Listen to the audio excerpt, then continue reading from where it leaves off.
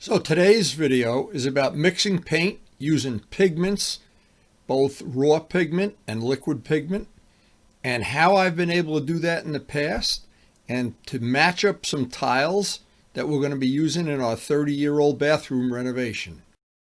Now today I'm working on a very special project. I'm renovating a bathroom for Karen. We are trying to make a repair to some 30-year-old accent tiles, and I need to mix some very custom special paint. And I thought, what a perfect opportunity to share that information. Now, we did it on previous videos. The gold that's on this motorcycle, the gold wheels, came out of this little jar. That, of course, is already on the video of the restoration of this motorcycle, the set of videos. But this is a little bit different today, and it may be some information that you'd find interesting or just fun to watch. We are going to make some paint that has to match a very specific other part of the bathroom. We've ordered the pigment. The pigment is due in today, and I'm going to try to show how I want to do it and to do a test. And then the second part of this will be when we actually do the work in the bathroom. But this will just be about paint mixing. And it's probably good information since I did this for many years. I consulted for Brodak Manufacturing, worked with the paint people at Randolph Products to develop the paint that Brodak sells now. It's one of the top selling paints in the world. I worked with the late George Anderson. He was instrumental in teaching me about pigments, and it was an interesting part of my life and something I hope I can share some of that useful information if you have any reason to want to do that. Now, to back this up a bit, I know any of my modeling friends, former modeling friends that would know about Brodak dope would understand. This motorcycle is painted with Brodak dope. And because the color match here was very close to one of the Brodak colors that I was looking for, I thought, well, I could give it a try and let's see how it holds up. It's got Brodak dope and it's covered, of course, with two-part automotive finish that's buff. But the reason was I wanted an exact color match. I wanted it to match something that was in my mind how this should look. Now, when I was racing in the 70s, the factory bikes were this color and they had the ladders going down, and I wanted to get the feel of that into this paint job, which is a totally unique, custom, one-of-a-kind paint job. But to do that, I needed to have this color. And when I went to the paint store, I thought, oh, that'll be no problem. I'll just go look, and they didn't have that color. And I didn't want to take a chance that somebody would be matching it and I wouldn't be happy with it and then pay for the paint and then not be able to use it. So what I did at the time, and it's kind of useful information, I used Brodak dope, and it held up. Well, of course, it holds up on military aircraft, so how is it not going to hold up on a motorcycle? It's a pretty no-brainer. Now, also, when it came to doing the FZR, I had a picture in my mind. I wanted a custom, one-of-a-kind color, and what I did at that point, I went to Gavin's, and Dennis at Gavin's custom mixed this using what I had left over from the RD. So the RD and this bike basically are the same color, except one is done with Brodak dope, one is done with full automotive finish. So that's one of the choices you have. But the first thing you have to do, you have to have a little understanding of what goes on when you mix paint.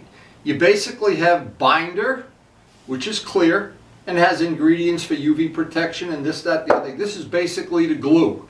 And then you have pigment that comes in at a very precise amount that makes the color darker, lighter, yellower, redder, or whatever. Well, in our case, we're going to do it a little bit differently. We have the pigment already mixed. So we're going to be mixing the clear and the pigment to a very exact ratio. And then we're going to go do a color test today and see if Karen likes it. And if she does, we proceed with the bathroom renovation. Now, this is a totally true story. When I did this, the West Cooley bike, this was pretty easy to do. I just had a picture in my mind. I actually had pictures of the bikes that I did in the 80s. And so getting this to match was not really a big deal. But then we had a problem. I wanted the decals to be an exact match. And John Pothier found out that this color now was on a Ford Mustang. He went to a dealership with the little sample that I sent him, and he got the decals to be an exact match. I mean, that really came out perfectly. So every one of these bikes has something unique, and that's what I enjoy about motorcycling, what I always enjoyed about model airplanes. what I enjoy about a lot of things in life, and including working with Karen on some of these house renovations, which is what we're doing right now. But the thing is, if you have a basic understanding of how to mix paint, the sky's the limit. Now, I want to mention one other thing here that I really am serious about this, because this can really be disappointing if you're working on motorcycles. When you go to a body shop and you bring, let's say, this part, and you say, okay, you go color match it, there's a good chance they're not going to get it right. Both Luciano and I have been very disappointed with, they do it with a camera and they do it various other ways and then they try to make it better. Well, there's one way you can beat the whole system. If you can buy the paint from the factory, sometimes you can if the bike's not too old, but if it's old, you can usually get it from a company called Color-Right. And their paint, I've gotten Color-Right paint, and it's always been, it's pricey, but it's an exact match. And someday I'm sure the bug is going to get me to make a custom MT-09 out of this bike, but it's too new right now to even think about that. Well, let's go down to shop and mix some paint. Now, I know some people that come to the shop, they're totally disgusted when they see how dirty working with paint can be. It's not a neat, friendly job. And it's amazing, the paint winds up everywhere.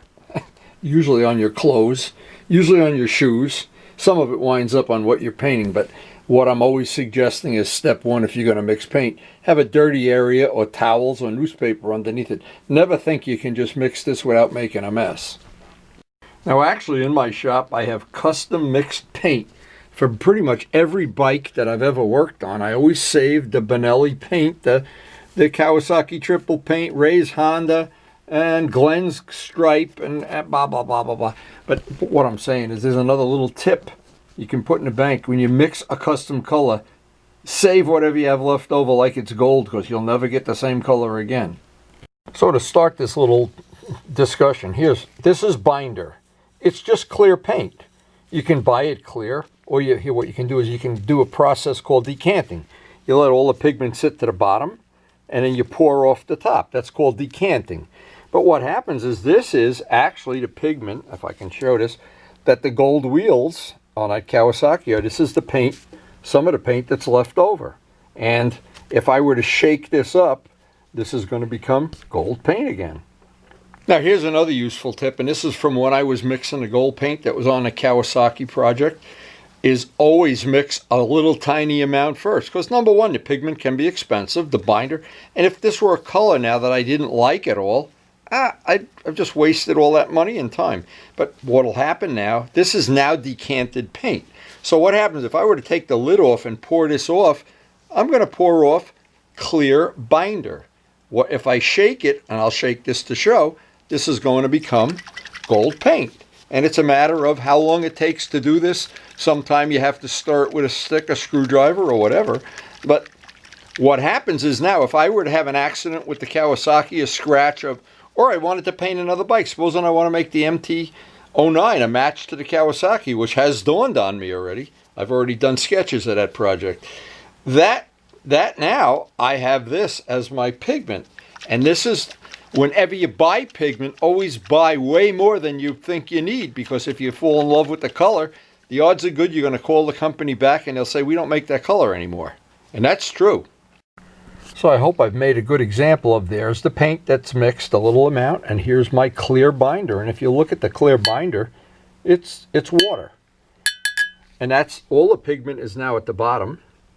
So this, then it becomes a decanted measure of paint, and this is a totally shaken one. This is the one we would use, of course, to paint. But now I want to explain exactly what the project is that I'm working on. And this would not apply to motorcycles, but it still applies to your knowledge of paint. So let me just show. This is what we just bought. There should be two of them. These are two things of pigment that I hope these are going to be a good match for what we're trying to do.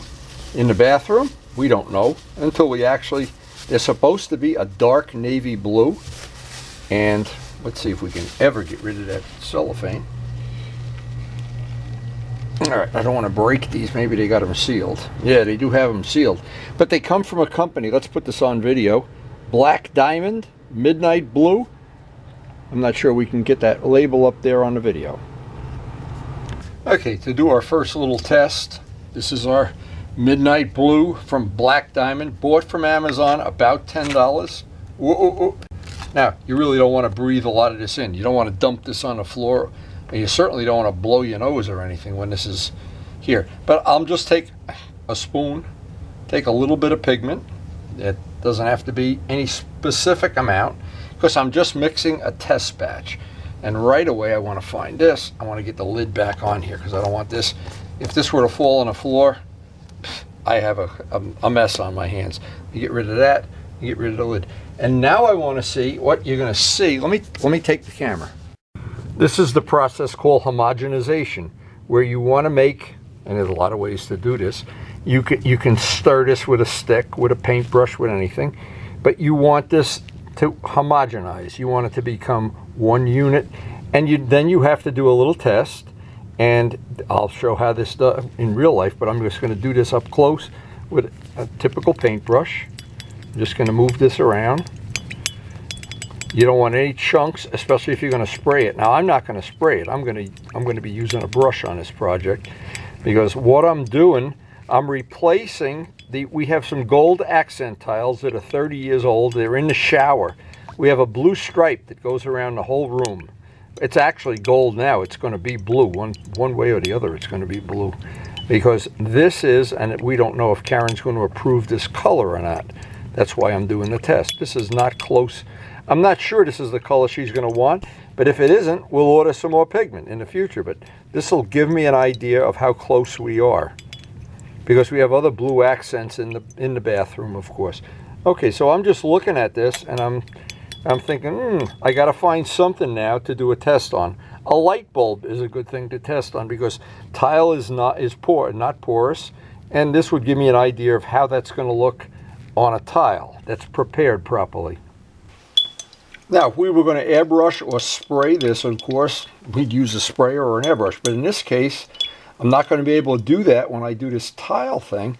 So what I need to do is very, very carefully, and I just need to see, roughly, I want to see what the color is when it dries.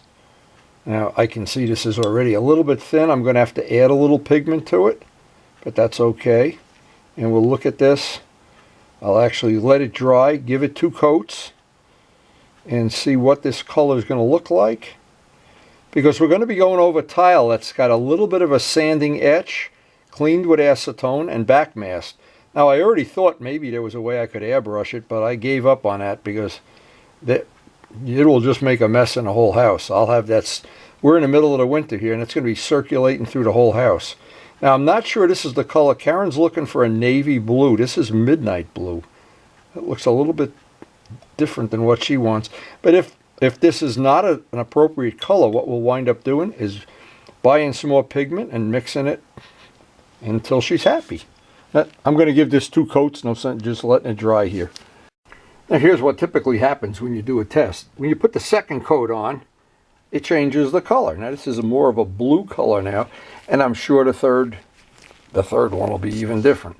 But that's exactly what happens right there. So this is going to have to dry a half an hour or so. I'll give it a 3rd coat. Now, if we were spraying, this would even look just a little bit different. And I'm not sure this is a color that Karen's going to be happy with, because we're trying to match other things that are in the bathroom. So the next step on this is to fine tune. This is the color that Karen would like to match. This is the color the towels are and other things, the rugs and everything. And we have 2 choices here. Now, I also had some liquid pigment. This of course doesn't come as powder. It comes as liquid in a little jar. And this is what, when you go to a body shop, they add to the paint. So I have the 2 choices, and once these are dry, I'm going to make, and this one needs a 3rd coat. Then we'll look at it and let Karen make a decision which one she likes the best, and then we'll go do a little test in the bathroom. So after 3 coats, and after looking at this under various lights, and we have 2 choices, but the 3rd choice we have, of course, is always to take some from column A, some from column B, and that's why we're making a small sample. You don't want to make a whole quart of this, dump in. First thing you don't want to do is dump in all your pigment. Now you want to do it like you're baking a cake, kind of. But you can see the difference, and this is one of the pigments, a liquid pigment. This is the metallic pigment, the powder pigment. but we do have the choice of both of them. So, and again, you can buy this commercially. It's available any color, but a lot of times you've got to have both. So you can, if we're trying to match something, I want to be able to make it a little bit lighter, a little bit darker. I'd like to get it very close before I actually do the job. And that was the purpose of making this video, to show how I would do this. And this is the same thing as doing both of those yellow motorcycles, to get them exactly the color yellow I wanted, not just a random color off a color chart.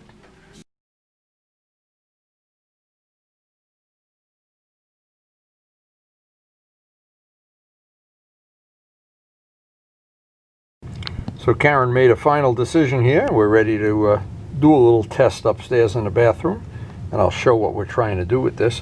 But the good thing is we have, and I bought an extra one of these I have 2 pigments, but we have plenty of material to work with, and we have a little bit darker toner if we want to tone it down, and we can just add more of this pigment if we want to make it light. Now you see, you can't really tell from the color of the pigment until you do a test, and this color is going to change when I put clear on top of it.